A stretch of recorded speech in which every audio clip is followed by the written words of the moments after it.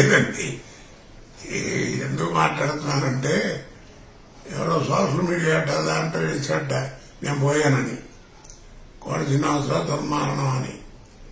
అలాంటి వార్తలు నాకు తెలియదు. పొద్దున్నే తెల్లారితే పండగ ఏంట్రా ఏం చేయాలి రేపని ఇంట్లో ఏదో మాట్లాడుకుంటే పొద్దున్న 7:30 నుంచి ఇప్పుడు కనీసం నేను మాట్లాడాను ఒక 50 ఫోన్లు. నాకు ఇస్తే బాగుంటుందని వాళ్ళు వీళ్ళంటే అంటే మా కుర్రాడు మాట్లాడాడు. ఎన్ని ఫోన్లు వచ్చినాయి నుండి. అన్నిటికంటే ఆశ్చర్యం ఏంటంటే పోలీసు వాళ్ళు వచ్చేసారు, వ్యాన్ వేసుకుని ఒక 10 మంది పోలీసు వాళ్ళు.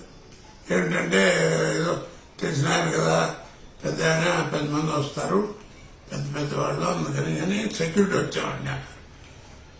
నేను మాట్లాడితేనే వాళ్ళు అరే ఇదేంటంటే మీరు మమ్మల్ని అడిగితే అలాంటి దయించి మీరే కాస్త చెయ్యండి, ఇలాంటివి అరికట్టండి, లేదా కాస్త పెద్దవాళ్ళు ఉంటే గుండె చచ్చిపోతారు అని చెప్పాను. కాబట్టి ఇలాంటి వార్తలు మీరు నమ్మద్దని మనవి చేసుకుంటూ మీరు కూడా పబ్లిక్ ప్రజలు కాస్త గట్టిగా ఇలాంటి వాటిని రియాక్షన్ కాస్త ఎవరైనా తెలియపరిస్తే వాళ్ళకి కాస్త బుద్ధి వస్తుంది. ఎందుకంటే జీవితంలో చండాల పనులు బోళ్ళు ఉన్నాయి డబ్బు సంపాదించడానికి. ఇది అక్కర్లేదు, మనిషి ప్రాణాలతో ఆడుకోకూడదు. అది నమస్కారం. ఇలాంటి వాటిని రియాక్షన్ కాస్త ఎవరైనా తెలియపరిస్తే వాళ్ళకి కాస్త బుద్ధి వస్తుంది. ఎందుకంటే జీవితంలో చండాల పనులు బోళ్ళు ఉన్నాయి డబ్బు సంపాదించడానికి. ఇది అక్కర్లేదు, మనిషి ప్రాణాలతో ఆడుకోకూడదు.